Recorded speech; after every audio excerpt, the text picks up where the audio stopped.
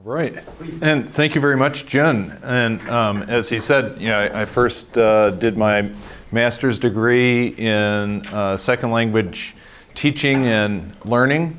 And when I was doing that research for my master's degree, I studied about language comprehension. Then when I did my PhD, I was studying visual perception and eye movements. And I have wanted to bring those interests back together, comprehension and perception. And that's what I'm talking about today, is how perception and comprehension work together, and what's the influence of comprehension on perception when you're watching a movie. My talk is, how is a movie viewer's understanding related to how they watch a movie? And before I start, I just want to briefly mention my collaborators on this research. So I have both a current graduate student and a former graduate student. My former graduate student who's worked on this with me is Dr. Adam Larson. He's now at the University of Findlay in Ohio, and he's been there long enough. I think he's just about to get tenure. And then John Hudson. He's one of my current graduate students, and he's just about to finish his PhD, and he's worked on this as well. And then I have two main colleagues at other universities that I've been collaborating with on this. One of them is Dr. Joe Magliano, who's at Northern Illinois University. And the other one is Dr. Tim Smith at the Birkbeck University of London. So all of these studies have been done that I'll be talking about were done with these people. So I wanted to mention them. Okay, so does a movie viewer's understanding affect how they watch a movie? Well, perceiving and understanding movies seems to be very easy for us. Most people, they just watch movies and it seems to be completely effortless. But how do we do it? This is a question that is not so easy to answer. It's actually a very complicated question.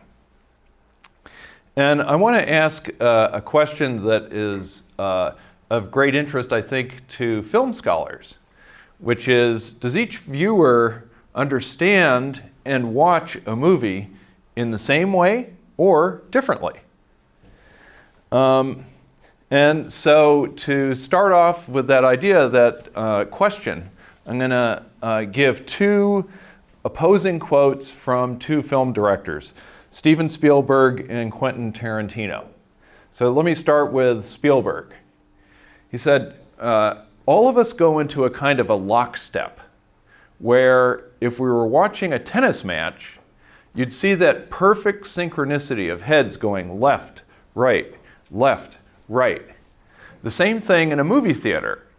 When the movie is working and the audience is galvanized, almost hypnotized, all watching the same things, all knowing where to look at the exact same time. It's a wonderful thing. There's nothing greater than that. So Spielberg here is talking about the film director having great control over the audience, so that the audience, they're all looking left and right at the same time, and they all know exactly when to look, okay? And he's saying this is a really wonderful thing for a filmmaker, okay?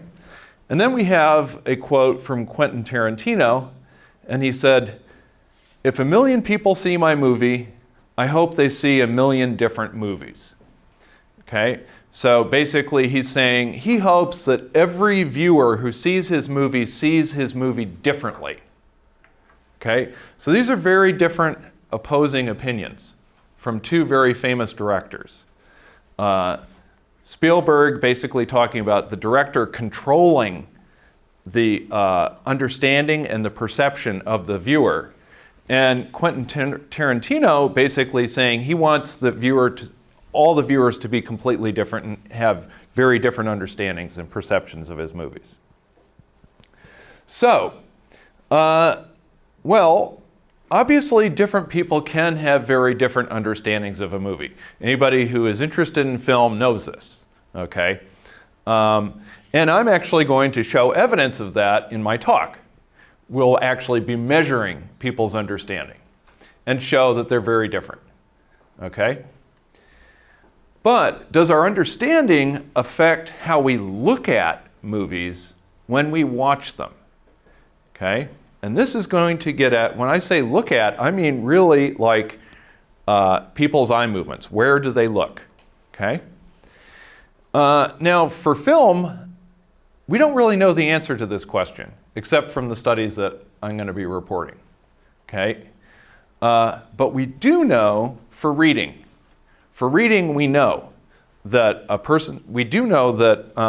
when we read, our understanding affects our eye movements, okay? So for people who are not accustomed to talking about or thinking about eye movements, let me define eye movements first. So we have our little eye icon here, and let's say there's something interesting to look at somewhere else. And so the eye is going to move to those interesting things to look at them. And when the eye moves, we're going to call that a saccade, okay? And that's French for jump, because the eyes tend to jump very quickly, okay?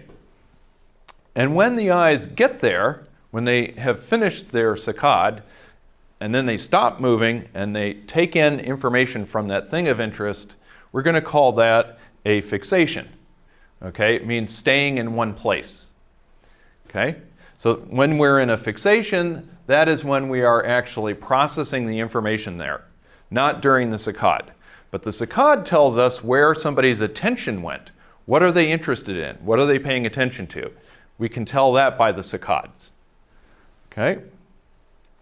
All right, so readers' understanding affects their eye movements. And let me give you an example. I'll give you an example sentence. It's a simple sentence, but it's a little bit confusing, okay? So the bushes were planted by the greenhouse yesterday, okay? This seems like a very simple sentence, but actually it's a little bit tricky, because when you read the bushes were planted by, we automatically think they were planted by a person. So for example, the bushes were planted by the gardener, okay? But then we get the bushes were planted by the greenhouse. A greenhouse is a place where you put bushes or you put plants, okay? So a greenhouse cannot plant plants, right? So, but that means that actually planted by means they were planted near the greenhouse, okay? So this could cause some confusion. And when we look at people's eye movements, they show us that confusion. So here's an example. Okay, so when the person is making eye movements to read this, okay, when they have confusion, that leads to longer fixations. Okay, so the eye will stay at the confusing place longer.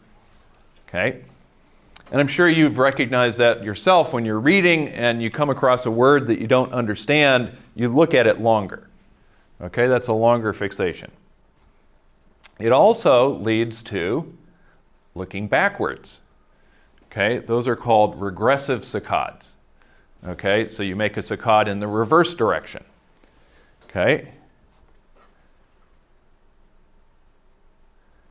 until you understand what's going on.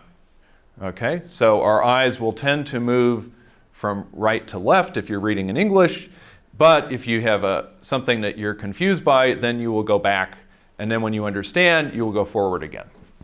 Okay, so these are ways that comprehension or understanding affect eye movements in reading.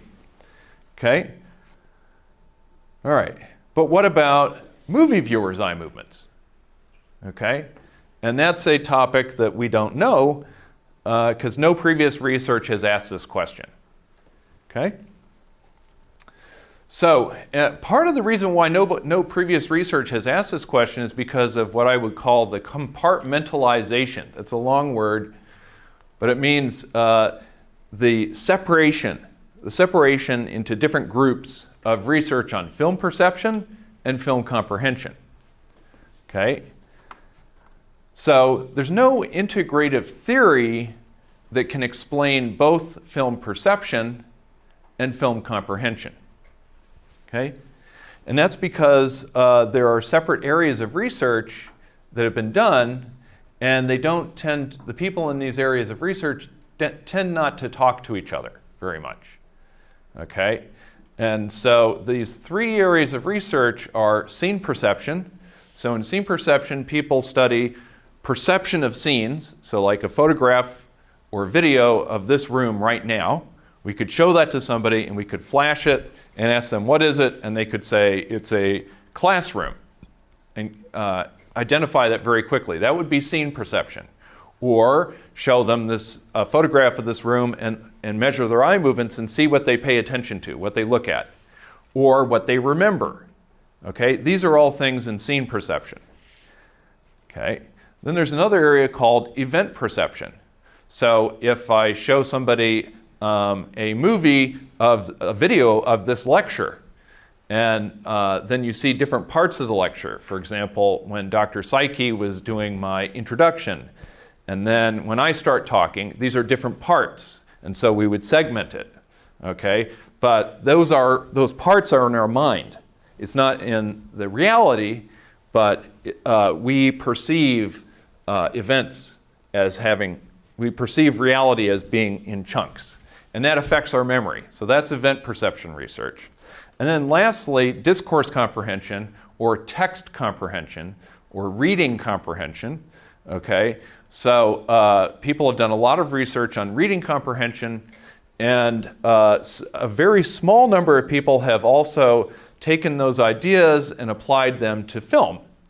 One of the only people to do that is my friend Joe Magliano, who's working with me on this project, who I mentioned.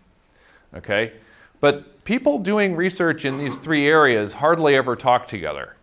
Some of the only people doing that are me, because I'm in scene perception talking with Joe Magliano, who does discourse comprehension and event perception research. So there's no theory that puts all this together. So I have come up with the theory, and I've been working on it with Joe Magliano and Tim Smith and Adam Larson and now John Hudson.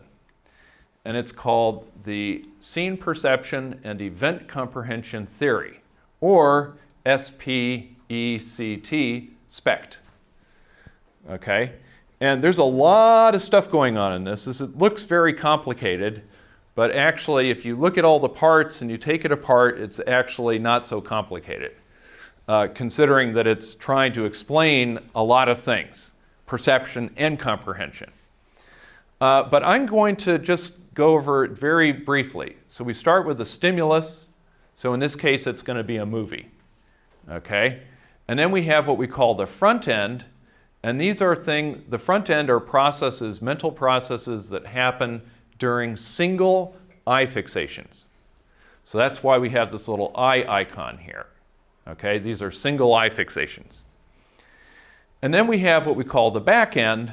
And those are processes that are going on in memory, okay? In memory, not in perception, but in memory.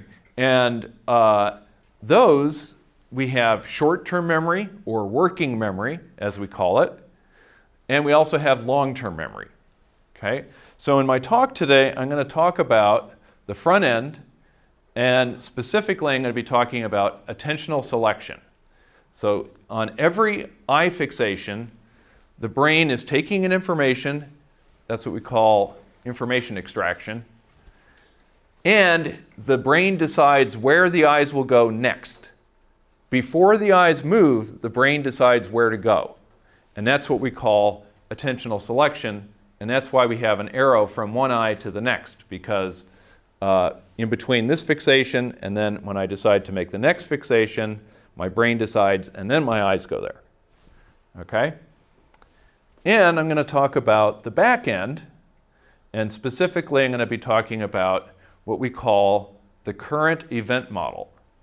The current event model, a simple way of saying that is your understanding of what you are seeing now. Like all of you have a current event model for this event, the lecture I'm giving, and you have an idea, an understanding of this lecture. Okay, that's your current event model for this lecture. Okay, and we say that there's three main processes. Laying the foundation for the current event model. That is, at the very beginning of a new event, you have to understand, what is this event? And once you have a rough idea, a very general rough idea of what the event is, for example, this is a lecture. Okay, you have that idea, you have laid the foundation. And then the next step is mapping incoming information. So after you have a rough idea of the event, as new information comes in through your eyes during the fixations, you add that new information to the event model. We call that mapping incoming information. And then at the end of the event, you stop processing that event, you put it in long-term memory for later, and then you start a brand new event. And so you start the whole process over again, and that's called shifting. Okay? So I'm mostly going to be talking about mapping incoming information. In the middle of an event, as you take in new information and add it to your understanding of what's going on now. Okay? And what my question is does this mapping of incoming information in the current event model affect attentional selection? And so that's a very technical way of asking the question, how does understanding of a movie affect perception of the movie or eye movements in the movie? Okay? So I'm going to be talking about these questions that I just told you that have come from SPECT and that we have tested these questions already. And I'm going to give you the results.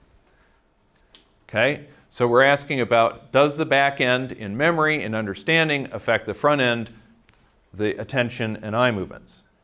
So does constructing the current event model, our understanding, influence attentional selection, our eye movements, in film? So what is the relationship between eye movements and film comprehension so far from previous research that we know of? There's not very much. But we do know that movie viewers show strong attentional synchrony. Attentional synchrony is basically this.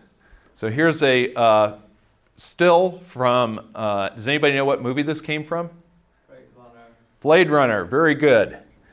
Yeah, so this is from Blade Runner. It's one still, and at this moment, each of these circles is a different person's eye fixation.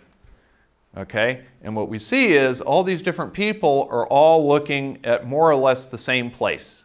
And because this is a still, that is one point in time. So all these people are looking mostly at the same place at the same time. That is what we call attentional synchrony. Okay? Synchrony is same time. So attention at the same time. Okay? All right. And so we have this attentional synchrony, and it has led us to what we are calling the tyranny of film. Okay, so what is the tyranny of film? Tyranny, by the way, is, let's see, asse, right. Okay, so eiga no asse. All right, the tyranny of film. But what is that really? Well, if everyone looks at the same places at the same time, okay, then there should be no chance to find differences in eye movements that are caused by differences in film comprehension.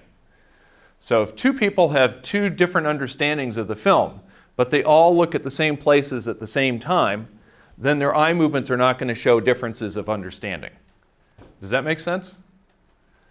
So that's what we're calling the tyranny of film. All right. Now, understanding a film requires us to interpret thousands of shots. So a typical movie these days has a new shot every 2 or 3 seconds. Okay? And if you have 60 seconds in a minute and 60 minutes in an hour and 2 hours for a movie, you end up with thousands of shots. Okay? So to understand the movie, you have to put all those shots together. and to create understanding across the shots, which we call coherence, that is to make sense across those shots, okay, we have to interpret the rules of film editing, okay?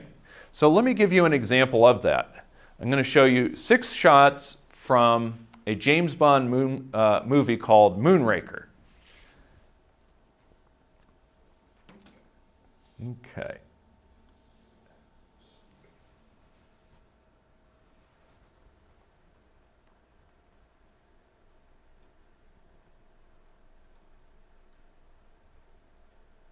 Okay, and having watched that, now I want you to tell me, what do you think will happen next? Anybody have an idea? So the guy fell down on the tent. Okay, the guy that we saw falling through the air will fall on the circus tent. How many of you think so? Most of you. And that's correct. That is the next thing that is shown in this film. Okay? All right. So what that means is you have a good understanding.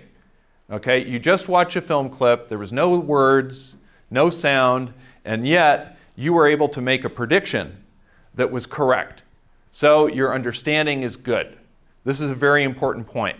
And so that's called making an inference. You made an inference. You didn't have the information yet, but you were able to guess. You were able to predict what would happen next. Okay? All right. So we had 6 shots. Okay? In shots 1, 2, and 3, in shot 1, you see the guy pull his ripcord and it breaks, and his parachute does not come out, and he is in shock, and then he starts reacting to it. And then we have a very interesting thing in shot 4. Something different is happening. Okay? We have what's called a cross-cutting sequence. Okay? So all shots 1, 2, and 3 are the same guy. But now we see a circus tent in shot 4. Very different. It's a very different place. Okay? But then in shot 5, we see the guy again. But then in shot 6, we see the inside of a circus tent. Okay? So we're going guy, circus tent, guy, circus tent. That's called cross-cutting. Okay? So this cross-cutting sequence creates a puzzle for the viewer, the movie viewer. They have to try to understand, why are they being shown 2 different sets of things at different places? Okay? And this cross-cutting is a technique of film editing, and in it, the film editor is trying to show that these 2 things that are being cross-cut are going to come together in one place and one time.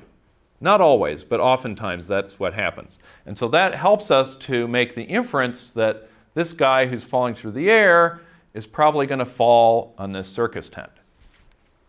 It'll come together at the same place and time. Okay. All right, and so at the end of showing this, then we ask people what will happen next. And just like you guys, most people think that Jaws, or the guy, will fall in the circus tent. And that was shown in a study by Joe Magliano back in 1996. And so, based on this, that was a very nice example of drawing a predictive inference. Because people will do it, almost everybody will do it, okay? And it's an inference, and it shows comprehension. So we decided to do a study with it. And so this is our case study number 1, experimental case study, I should say, using the James Bond Moonraker clip. And it's reported in this paper. And we thought that it's a case study because we only have 1 film clip, so it's a case study. But it was an ideal film clip for our purposes because it's a Hollywood movie, and so it should produce very strong attentional synchrony. Okay? And we know, based on Joe Magliano's research, that there's this predictive inference that people need to make. What's going to happen next? That the guy's going to fall in the circus tent. And it requires higher level comprehension processes. Okay? So it's not simple comprehension to actually predict what's going to happen before you see it. So in our experiment, we used a new method that we created, and we called it the jumped in the middle paradigm. The jumped in the middle paradigm is like when you're at home and let's say your friend or family member is sitting on the couch watching a TV show or a movie. And then you come in and you sit down next to them and you start watching the movie with them. Okay? But they watched it from the beginning. You jumped into the movie in the middle. Okay? So when you and your friend are both sitting there watching the same thing on the screen at the same time, your understandings will be very different. Your friend will have a much better understanding than you because your friend was watching it from the beginning. So this is how we could manipulate understanding, even though it's exactly the same thing. Even though they're watching exactly the same thing at exactly the same time. Okay? So we had two groups. We call the no context group. They only watched those 12 seconds I just showed you. Okay? And then the context group started watching it earlier. They watched the preceding 3 minutes and 8 seconds of the movie. Okay? So they had more context. All right? And so what we're doing is we're manipulating the event model. The event model is your understanding of what is happening now. Okay? But we're leaving the stimulus, that's the movie clip, exactly the same. Okay? All right. So in that paper that's right here, we had 3 experiments using this jumped in the middle paradigm or method. Okay? In experiment 1, we showed people the movie clips, the context and no context, and then after every shot, we stopped the movie and we gave them a text box and they had to write their understanding of the story at that moment. Okay, so we call this Think-aloud. In experiment 2, we had event segmentation. So we showed them the video clips and then either context or no context. We said, press a button anytime you think something new happened. So that's called event segmentation. And then if we look at the results from experiments 1 and 2, what we found was that the context condition had much better understanding. Okay? And so, number 1, there was a big difference. The people in the context condition were about twice as likely to predict that the guy would fall in the circus tent. Okay? So that's the key inference. And they were more likely to perceive coherence across the cross-cutting theme. To them, the cross-cutting between the guy falling and the circus tent made sense. But to the people in the no context condition, it didn't make as much sense. They were wondering, why am I seeing a circus tent? Okay. Then in experiment 3, we measured the eye movements. Okay. So let me tell you about the eye movements. So we had 176 people watching it. So we had 87 people in every condition, in both conditions. Okay. They watched the clip while their eyes were tracked, and at the end, we asked them some questions, like, what do you think will happen next? Okay. And our key question was, will the attentional synchrony eliminate the effects of comprehension on eye movements? And so the measures we used, we had the inference. So did they mention the guy falling on the circus tent, yes or no? And so when we asked them what will happen next, in the context condition, 91% of the people said the guy's going to fall in the circus tent. They made the inference. But in the no context condition, only 71% did. So that's a pretty big difference. Okay. And then what that enabled us to do is we could divide our eye movement data, this EM means eye movement, by whether they did or they did not make the inference. And then we also measured attentional synchrony. So we did that with eye movement similarity. Okay, so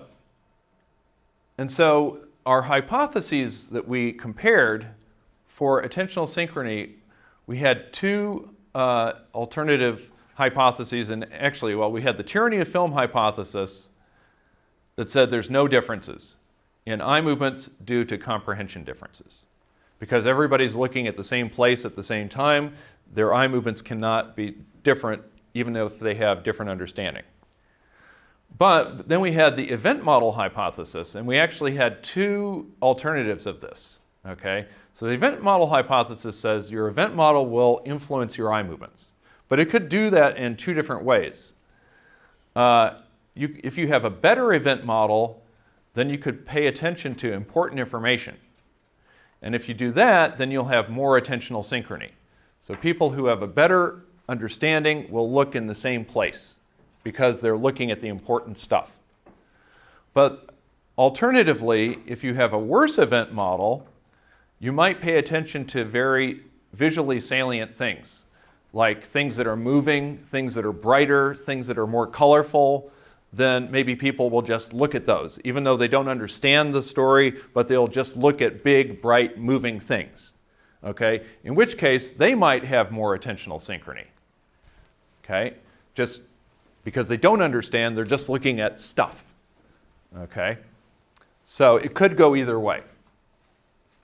All right, so let's look at global attentional synchrony. So I'm going to show you the three conditions. We have no context, and they did not draw the inference. They did not say that the guy's going to fall in the circus tent. And then we have no context, but they did draw the inference. Okay? So they didn't have the context, like you guys didn't have the context, but most of you drew the inference. Okay? So that would be this group. And then we have the context group that did draw the inference. And that's almost all of them. Okay? So I'm going to show you, these colors are the colors that you see here, and the little circles, that's where people are looking. Okay? So brighter color means more people looking. All right? And these are, you can see lots and lots of little circles. Okay, that's where the people were looking at that time. And so, oh, there we go. All right.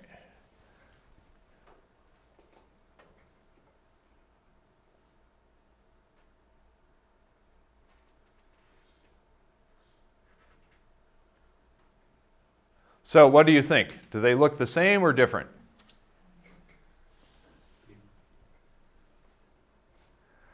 Globally, they're very similar. Yeah? They're pretty much all around the same places. Okay? They're pretty much looking at the same things at the same time. Okay? So this would be support for the tyranny of film. Even though they have different understandings, for example, these people did not draw the inference, and these people did draw the inference. And yet they're looking at the same places at the same time. However, if we do a much more detailed analysis, we do find some differences, small differences. Okay? So here, we're going to look at the attentional synchrony, the gaze similarity, or eye movement similarity, on a frame-by-frame basis. So this is all the frames in that 12-second shot. Each frame has its own analysis. Okay? And here, what we have is the no context who did not draw the inference, the no context who did draw the inference. Here's the context group in green who did draw the inference. And then this is the context group shuffled. The shuffled means we mixed it all up and we wanted to find what is the random chance level of gaze similarity when you mix them all up. Okay? So that will tell us, like, what is the bottom line, the minimum amount of gaze similarity. Okay? And so this is the minimum amount of gaze similarity. Okay? And the key thing was in shot 4. Shot 4 is the beginning of the cross-cutting sequence. It's the first shot where they see the circus tent. Okay? And they have to try to understand, why am I seeing a circus tent? And some people, in the context condition especially, as soon as they saw the circus tent and we asked them to think aloud, they said, the guy's going to fall in the circus tent. Okay? But not so many people did that in the no context condition. Half as many. Okay? This is shot 4. And notice, here's the green, and this is higher than the red and the blue. Okay, so these are the context group who made the inference, and they have higher gaze similarity. So that was our hypothesis, that the mental model, if you had a better understanding, you'll look at the important things and you will look at the same important things, so you will have higher gaze similarity. And if we look here, you can see this is the context group that drew the inference. This is smaller than this. This is a little bit more spread out. That's the difference. Okay? So this is a real significant, statistically significant difference. On the other hand, it is small. Okay? So from this experimental case study, what we can conclude is we have strong attentional synchrony in a Hollywood film, and it can easily hide large differences in understanding. So we had big differences in understanding between the people who knew that the guy is going to fall in the circus tent and those who did not. But we're only finding very small differences in eye movements. And this is consistent with the tyranny of film hypothesis. Okay? On the other hand, we are finding these subtle differences in eye movements based on understanding. They are real. We are finding real differences, but they're small and subtle. Okay? And so that's some evidence for the event model having an impact on attention. Okay. So this led us to raise a question. Can we increase the effect of the event model on eye movements? Okay? And so we thought, if we want to increase the effect of the event model, we need to decrease the attentional synchrony that is caused by the movie stimulus. Okay? And the Moonraker clip had a lot of cuts. It had 6 shots in 12 seconds. So basically, 1 cut every 2 seconds. Okay? And we know that there is actually increased attentional synchrony at cuts. And let me quickly go back here and show you that. These red dotted lines are all of the cuts. Okay? And you notice that after the cut, the gaze similarity goes down and then it jumps up. And then here, down, jumps up. And then a little jump up. Here we have it jumps up. And then down, jumps up. The reason that happens is because anytime there's a cut, people immediately, wherever their eye is, they send their eye to the middle of the screen. That's why you get an increase in attentional synchrony when there's a cut. Okay? But that doesn't mean that they're really understanding it. It's just whenever everything on the screen changes, they send their eyes to the middle of the screen. All right, so it had many cuts, and this increased the attentional synchrony at the cuts. Okay? Also, in the Moonraker clip, we always had one thing to look at. Usually, it's either the falling man or it's the circus tent. And it's pretty much in the middle of the screen. Okay? So that would also increase attentional synchrony because there's only one thing to look at. Okay? So what we need is a film clip with no cuts, just one shot, and many different things to look at. Okay? Then we can have less attentional synchrony, so maybe less tyranny of film, and then more effect of the event model. And so we picked a very famous film shot from Touch of Evil by Orson Welles. Okay? So it's a very famous shot in which it's a 3-minute and 30-second shot. Okay? No cuts. And here it is, and I will show it to you.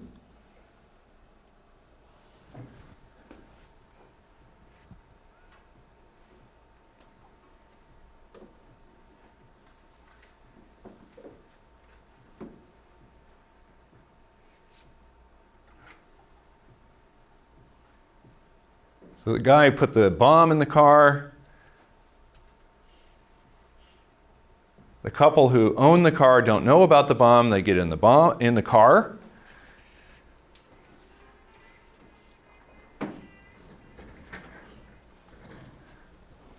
Okay, and then I'm not going to show you all of this, but they drive. You see them driving through the streets.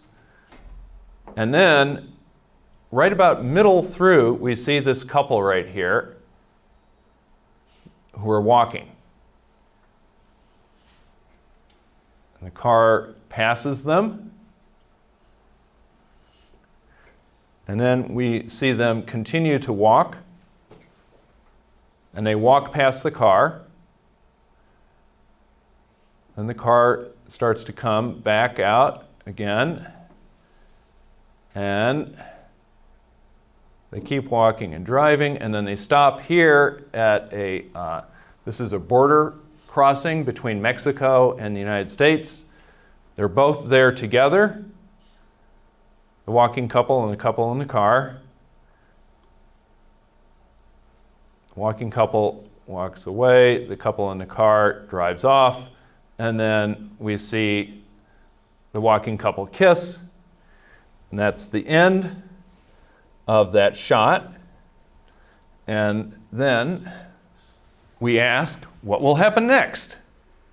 So what do you think will happen next? The car will explode. The car will explode. How many of you think so? Okay. Most people think that, and that is the correct answer.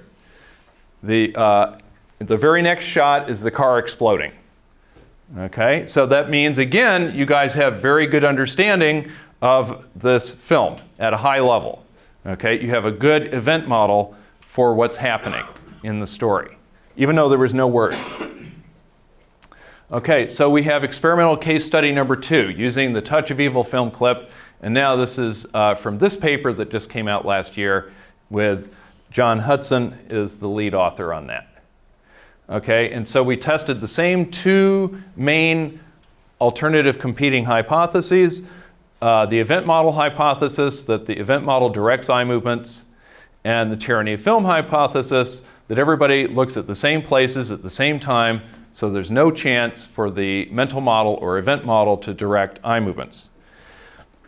And we use that opening shot. And by the way, how do you think that the event model might change eye movements? If the event model is going to direct people's attention, well, I'll actually, let me hold that question for just a moment, and let's look at the use of the jumped in the middle paradigm again. Okay, and this time, in the context condition, they see the movie from the very beginning, they see the bomb, and they see everything afterwards. But in the no context condition, they don't see that. They start watching the movie when the walking couple is by themselves on the street. Okay? They didn't see the car, they didn't see the bomb. Okay? So the bomb is only seen by the people in the context condition, and the walking couple in the no context condition are treated as the protagonists, or the agents, the people who are doing things that are important. Okay? So when we ask them what will happen next, you can guess people in the context condition are much more likely to talk about the bomb exploding, and not the people in the no context condition. They're more likely to say something like, well, I think that the walking couple maybe will have dinner with the people in the car. The couple in the car. That's a very different understanding, very different event model. Okay, so what differences might we find in eye movements?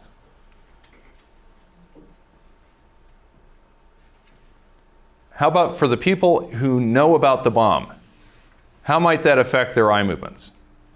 They'll pay more attention on the car. Right, why?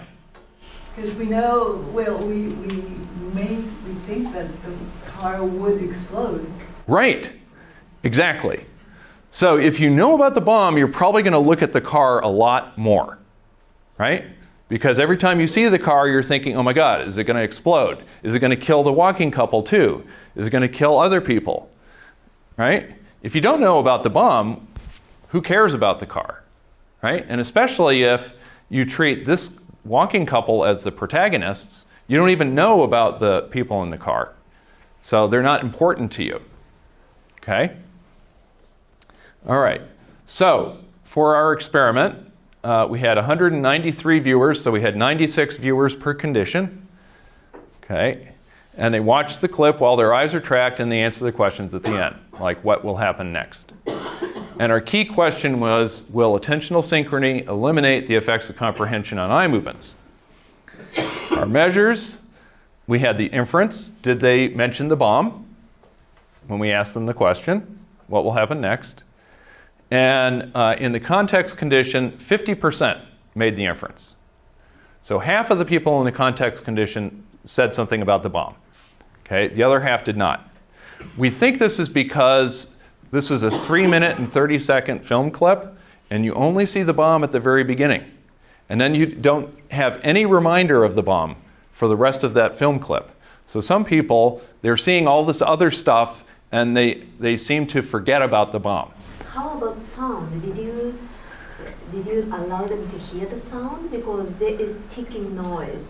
Actually, there's no ticking noise, but, well, there is at the beginning. There is at the beginning. You're right. And then the woman in the car says that there's this ticking noise in my head. Exactly. Or something like That's that. right. Yeah. That's right. So in the first experiment, which I'm not showing you, we had the sound. And in the second experiment, we didn't have sound because we didn't want to remind people if they forgot about the bomb and then they heard the woman say, there's this ticking noise in my head. Then they might be like, oh yeah, the bomb.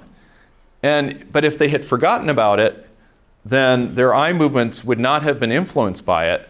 But then if they remember it right before the end, they might say, yes, I think the bomb's going to explode. And that would mess up our analysis.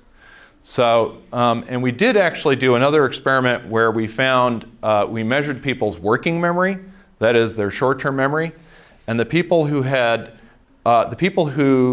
said something about the bomb at the end, who saw the bomb, had higher working memory or higher short-term memory than the people who saw the bomb but didn't mention it. So we do think that they probably forgot. That's, I think, why the other 50% did not say it. And then in the no context condition, 0% did. Nobody said it. So that's a big difference in comprehension. It's not surprising, but we just wanted to have a big difference in comprehension. And then we can see what happens to the eye movements. And so with the eye movement data, again, we will break it down by if they did or did not make the inference. And then we also will look at fixation durations. And that will tell us in reading, if you are reading and you don't understand a word, you look at it longer. Okay, so your fixation duration is longer. So that can tell us if they're having a hard time understanding or easy time understanding. And then attentional synchrony, and then also attention, eye fixations to the car, which is what was just mentioned. Okay, that could be a big difference. So let's look at the fixation durations first. This is the no context. Here's the context who did not make the inference, and here's the context who did make the inference. And here is how long the fixation durations were in milliseconds. And we see there's a difference here between no context and the context who made the inference. Okay? So basically what this is showing is the people who didn't have the context are having a harder time processing the movie clip than the people who did. Okay? And now we have the gaze similarity, and I showed you the same thing in the previous experiment, so you now have an idea of what this is. So here's the gaze similarity. This is over time in the movie. And we have the groups, context who made the inference, context who did not make the inference, no context, and then the random, this is the random baseline. Okay? And what we see is, if we look at this, it's going up and down, but the colors aren't very differentiated here. Okay, so basically we have similar levels of attentional synchrony, but all of them were higher than the shuffled random baseline. So this is much lower. So this is real attentional synchrony. It's not random, but it's not differing between the context and no context groups. Or if they did or did not make the inference. Okay? So their understanding is not changing their attentional synchrony. Okay? And now here, this is the proportion of car fixations. So we measured how often they fixated the car. And this is from the beginning of the video to the end. This is the very beginning when the no context group started to watch the movie. And if you compare over this whole time period, you can see that they're very similar. Okay? So there was no difference. It was not different. Okay? So overall, we had no difference in the fixations of the car. However, there was a small difference. And that is right here, the first 8 seconds, when the car first appeared for the people in the no context group. And so right there, we actually are finding a difference where in the no context group, they're not looking at the car very much. Okay? That was when the car was parked and the walking couple walked past it. Okay? The people in the no context group, to them, that's just background. So they don't really pay much attention to it.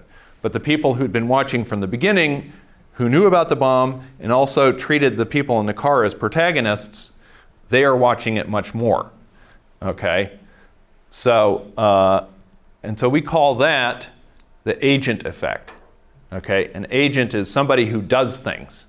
Okay? And they're treating the people in the car as agents rather than as background. Okay? So, all right. So, the effects of comprehension on eye movements in film are small. Okay? We've shown, again, a small effect. Okay? And this led us to a question. Can we find a stronger effect of cognition or thinking on eye movements in film by using an explicit task? Okay? So, if we give them something to do, okay? When we showed them the video, we didn't tell them to do anything. They're just watching it and just trying to comprehend it because they want to, okay? So we gave them a map drawing task like this, okay? So we had a new group of participants and we said, all right, we're going to show you a video clip, and in this video clip, you're going to see people going through a city at night, and you're going to see different places, and we want you to, after you finish watching the video clip, we're going to give you a piece of paper and ask you to draw a map of all the places that you saw in the video clip. And we want you to be able to label as many of those places as possible. Okay? And we will grade you for your accuracy, how well you could do. And we did do that. Okay? And notice that this task is at odds with comprehending the story. At odds with means competing with. Okay? This task is competing with understanding the story. That is, if you're trying to pay attention to all the locations so you can draw a map of it from memory, you are probably not paying attention to the story. Okay? So we had 75 new viewers who only did the map task. And we compared them to the context group that made the inference. And we're going to now call that the comprehension group. Okay? So these are the people who knew about the bomb and they made the inference, so they understood it well. Okay? All right. And then they both saw the whole clip. Okay? And then after it, the people in the map task, they had to draw the map with as many locations and names as possible. And our measures are the same as the last experiment. And for our data analysis, we first scored the maps. We used a computer program called the Gardoni Map Analyzer, and this actually was able to say which maps were better maps and which maps were worse maps. And I won't explain the whole thing, but it works very well. And so basically, then what we did is we took the top half We took the, out of the 75, we picked the 37 who had the best map scores, because we assumed these people really were doing the task. They were doing the map task because they were in the top 50%. Okay? Because some of our participants, at the end, we gave them the paper and they said, "What's that?" And we're like, "You're supposed to draw the map." They're like, "Oh, I forgot." So we didn't want to compare them because they're not doing the task. Okay. All right. Okay. And interestingly, oh, and also, we only picked the ones who did not make the inference. And basically, only 18% of the participants made the inference in the map task. Okay? So they were not comprehending the story very well. Okay? All right. So here is proportion of car fixations, and here's the time. And now we have the two groups, the comprehension group and the map task group. And what you can see is now we have a big effect. Okay? So the people in the map task group are looking at the car a lot less than the people in the comprehension group. Okay? Here's a huge difference. Okay? And we have other differences here. And so when you put it all together for this whole time period, it was a big difference. Okay? So we are getting differences due to not understanding the story, but due to cognition, due to thinking. Okay? All right. And notice that this task, again, is at odds with comprehension. Okay? So a task that's going against understanding the film is having a bigger effect on attention than the comprehension of the film. Okay? So here are some questions that we have tested. And this comes from SPECT. What's the effect of the back end on the front end? So does constructing the current event model influence attentional selection in film? And what we've seen is it only does a little bit, just a little bit. Okay? There are small differences in gaze similarity due to the inference in the James Bond Moonraker. We saw the small difference there. And we found the small difference in the first looks at the car in The Touch of Evil, what we call the agent effect. So we found the small difference there. Okay? But we found a much bigger effect of goal-driven executive attention. Executive attention is when you are deciding where you're going to pay attention.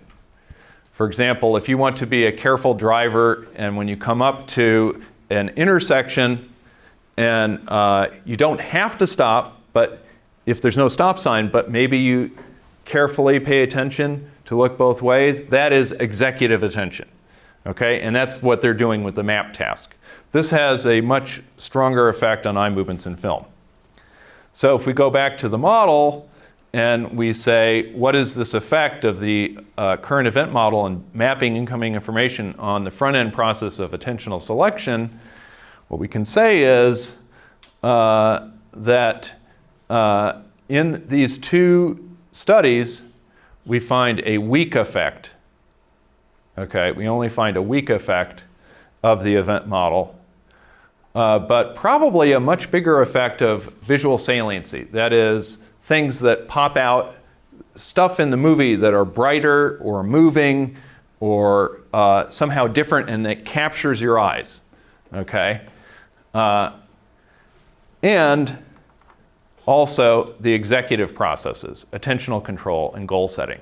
This seems to have a much bigger effect. Okay, in our two experimental case studies.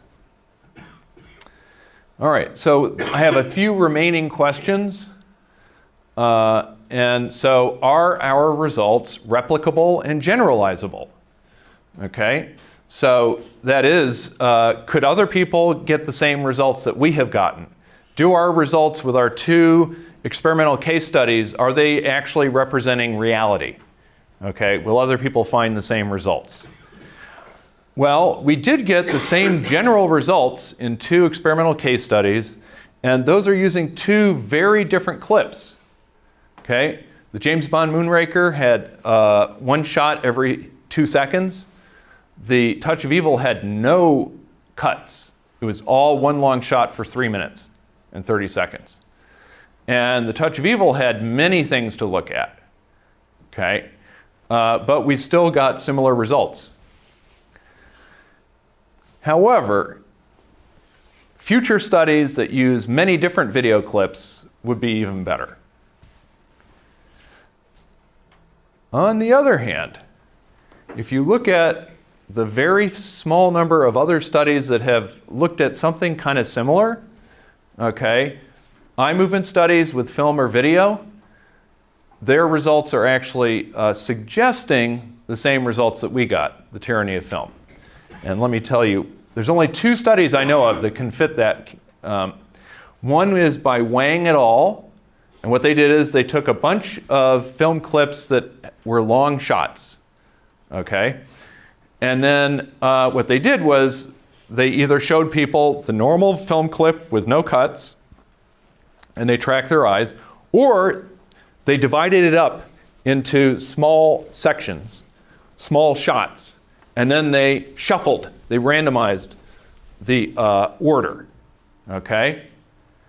And obviously, when you're watching a film clip and it has been cut up into little bits and then shuffled, your understanding will have to be a lot worse, okay? And other studies have shown that. They didn't measure that in this study, but we know it's going to be a lot worse, okay? But their eye movements, the only differences they found in eye movements were at the cuts. Remember how I showed you whenever there's a cut, people will move their eyes to the center of the screen, and that creates an increase in attentional synchrony for a brief moment? Okay?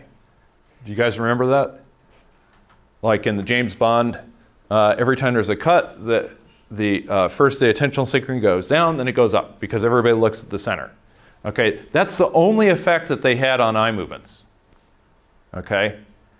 So that suggests not much effect of understanding.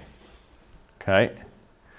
And then there's another newer study that just came out last year, Huff et al. And they showed people a soccer match. It was live, a live soccer match in Germany. And they had 2 teams that are arch rivals. These teams hate each other. Okay? And so they had the fans of the 2 teams watching, and they did eye movement measures. Okay? And what they found was they did find differences in judgments of which team contributed more to the game. So the fans of both teams thought that their team contributed more to the game. Okay? But they found no differences in the eye movements at all. Okay? So basically, these results suggest that we may find that our tyranny of film result is pretty generalizable. And then another remaining question, this is the last one. Is attention in film viewing more bottom-up or stimulus-driven than reading because of a few different things? One, film has motion. Okay? When you're reading, the text doesn't have any motion. Okay? But in film, there's always motion. Okay? And motion grabs attention. Okay? And when you're watching a film, you don't usually view it at your own pace. In reading, you read at your own pace, usually. If you're reading a book, you decide when you're going to go, or if you want to look back, you can do that. Or if you want to continue, you make your own mind. But most people, when they watch a movie, they just watch it at the pace of the movie. Okay? So we have shown that the event model, or understanding, does influence eye movements in picture stories. So we use picture stories, and then we manipulated the understanding, and we did that with inferences, and we showed that there was a big effect. Okay? So, and these have no motion because it's a picture story, and viewing was self-paced. So what this suggests is that maybe movies have an especially high attentional control. And this goes back to that quote from Steven Spielberg where he was talking about how he loves it when he watches an audience watching a movie and their heads are going back, left, and right, all together at the same time, everybody knowing where to look at that time. So maybe movies are special this way. And with that, I want to thank you for your attention. And do you have any questions?